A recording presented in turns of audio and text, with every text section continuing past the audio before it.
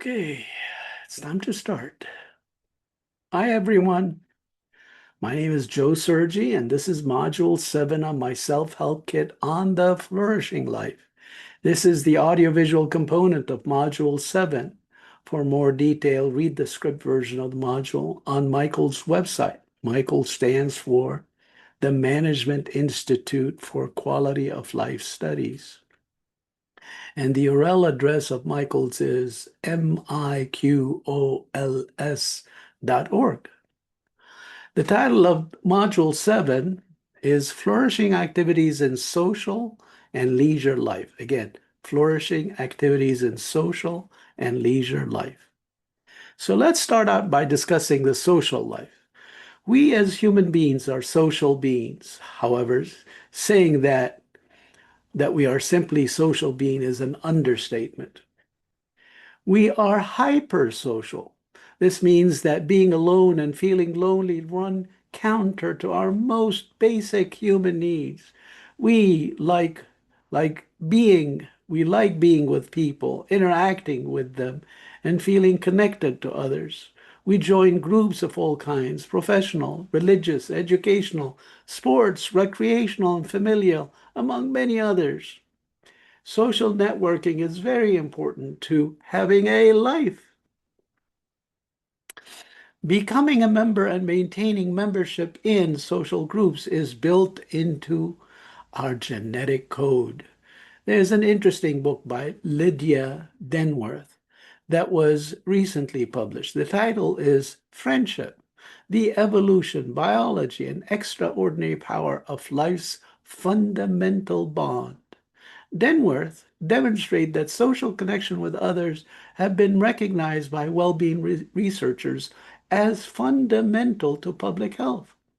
Creating and maintaining social bonds improves our health, both physically and mentally.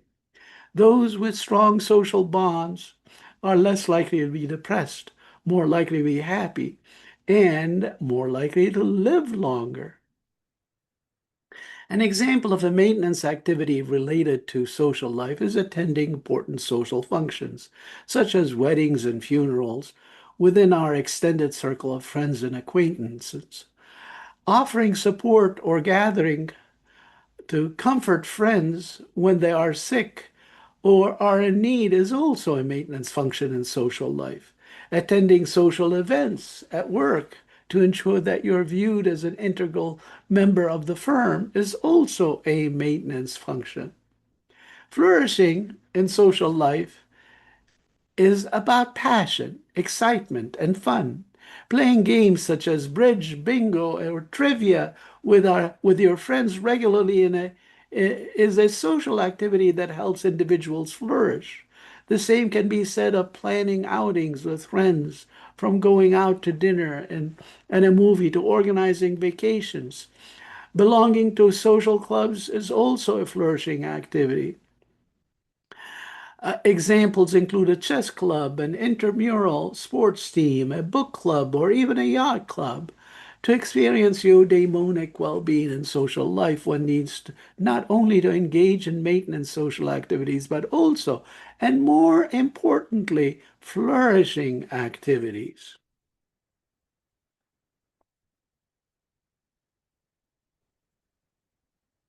In sum, to experience eudaimonic well-being and leisure in, uh, in social life and leisure life, we need to engage in both maintenance and flourishing activities. Again, we're concentrating on the social life here.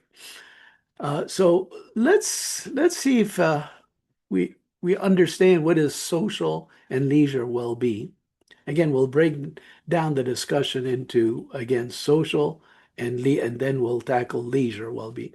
So, what's a good definition of social well-being that is related to eudaimonia? Here's a definition that is aligned with the research literature on eudaimonic well-being. Quality of life researchers equate social well-being with social adjustment.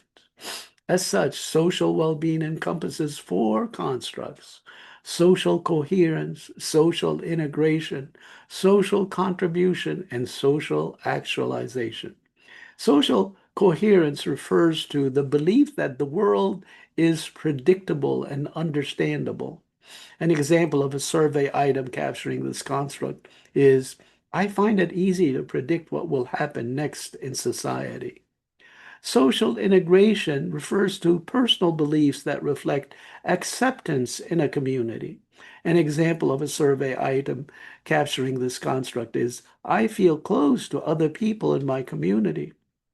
Social contribution refers to personal beliefs that one has an important role to play in the community at large. An example of a survey item capturing this construct is, I have something valuable to give to the world. And finally, social actualization refers to the personal belief that people are working together to improve the human condition and that society is becoming more civilized. An example of a survey item capturing this construct is, the world is becoming a better place for everyone. Okay, well, let's turn to leisure well-being. Well, what's a good definition of leisure well-being?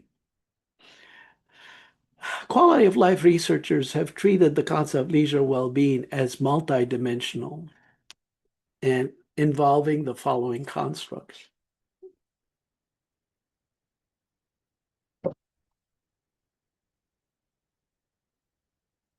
Arousal, for example, I was involved in high-risk activities. Intrinsic satisfaction, for example, I was able to learn much about myself through participating in the leisure activities at the site. Involvement, example, I was able to fully participate in the leisure activities at the destination site. Mastery, for example, I was able to master my sport. Perceived freedom from control. For example, I did whatever I wanted at the leisure destination. I managed to live out my fantasies. And finally, the last construct is perceived freedom from work. Example, I felt total escape from work at the leisure site. And spontaneity.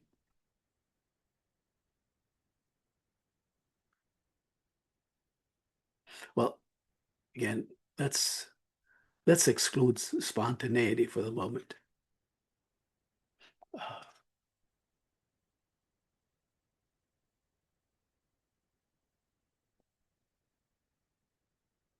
These subjective states associated with leisure experience are consistent with the concept of eudaimonia. Well, then we need to ask the question, how do social and leisure well-being contribute to eudaimonia? Again, we'll break down the discussion in terms of social well-being and leisure well-being. Well, with respect to social well-being, consider the following study of Italian, American, and Iranian university students.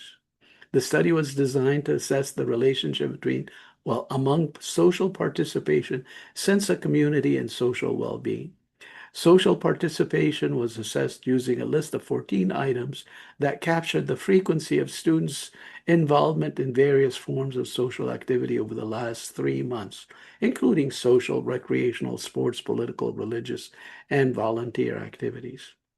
Responses were captured on a 3-point rating scale for each activity, from 1, never, 2, once, 3, several times. Sense of community was measured by the Sense of Community Index. This measure asked respondents to choose the most important community for them, hometown versus the town where they live, to take classes. The results the results of the study show that the students who report higher levels of social participation and a sense of community also report higher levels of social well-being. How about leisure well-being and eudaimonia? Consider the following study. The researchers compared the extent to which watching TV enhanced well-being with that of other leisure activities, reading, traveling to exotic places, engaging in sports, etc. They hypothesized that compared with other leisure activities, watching TV enhances well-being by allowing people to relax and detach from daily stress. However, TV watching is less conducive to higher order needs such as meaning, mastery, and affiliation. Relaxation and detachment from stress are outcomes related to basic needs, whereas outcomes associated with meaning, mastery, and affiliation are essentially related to growth needs. They tested this hypothesis by instructing study participants to report their subjective well-being using a daily diary. No, daily diary, I mean. The study results supported their hypothesis. As such, watching TV seems to serve a maintenance function, whereas other more engaging leisure activities are better suited, to a flourishing function. Okay, so what are those flourishing activities in social and leisure life? Let's start out with this, flourishing activities in social life. So the following social activities have a strong element of competence and relatedness, fostering social connectedness and a sense of community. Things like active sports, team, team sports, soccer, basketball, uh, hiking, yoga classes, dance classes, bowling leagues, and pickleball. These are active sports. How about examples of flourishing activities as in terms of creative and learning activities? Arts and crafts groups, pottery, workshops, photography classes, cooking classes, and book clubs. These are examples of creative and learning activities. Community and service activities. How about volunteering, community gardening, organizing neighborhood events and church-related functions? These are examples of, again, community and service activities. Household and lifestyle activities. These examples would be cooking, cleaning, do-it-yourself projects, and pet care. Again, examples of household and lifestyle activities. Outdoor and adventure activities, camping, fishing, bird watching, scuba diving and snorkeling, rock climbing, and sightseeing. Again, these are examples of outdoor and adventure activities. How about cognitive and educational activities? Playing chess, learning a language, attending classes, examples of, again, cognitive and educational activities. Social and leisure activities, hosting and attending parties, going to movies, dining out, visiting museum, and going to concerts, examples of social and leisure activities.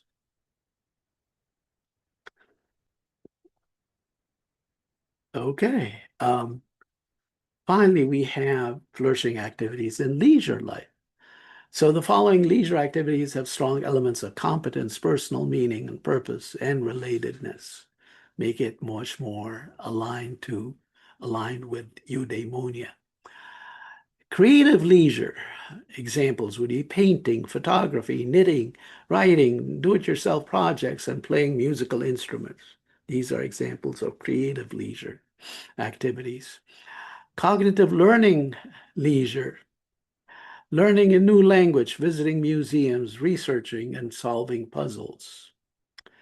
How about active and physical recreation?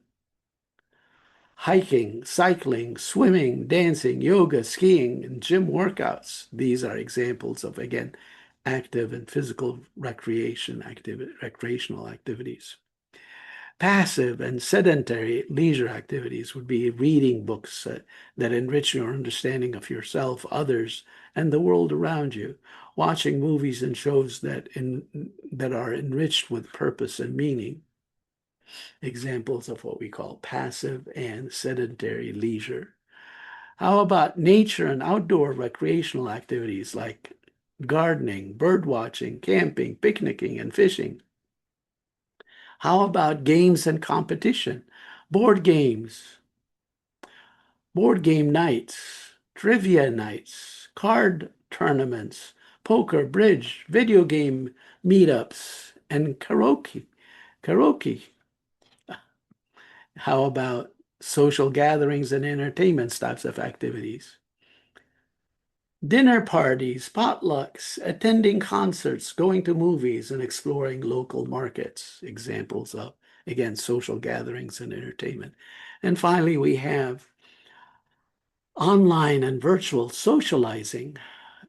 Examples would be online gaming, virtual cooking workshops, and engaging in online hobby groups and specialized forums.